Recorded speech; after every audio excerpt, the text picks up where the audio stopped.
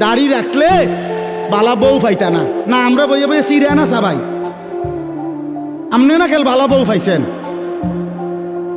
আমরা হুজুররা বসে বসে আপনি কি বনে না খাই উদা? কি বলেন আপনি এগুলো?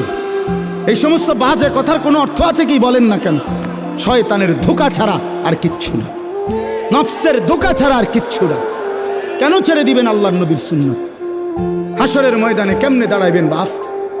নবীজি সাল্লাল্লাহু আলাইহি সাল্লাম জিজ্ঞেস করবে, উম্মত 23টা বছরে আমি তোর কাছে ইসলাম বুঝাবার জন্য পিঠটা ঝাঁঝরা করে ফেলেছি তায়েফের পাথরের আঘাতে, আমি পেটে 2টা পাথর বাঁধছি ক্ষুধার কষ্টে, আমি দান দান শহীদ করেছি উহুদের ময়দানে, আমার এত কষ্ট, এত রক্ত, আমার এত চোখের পানি, আমার দিবারাত্রির এত কান্না, বিনিময়ে তুমি এটা কি নিয়ে আসলে?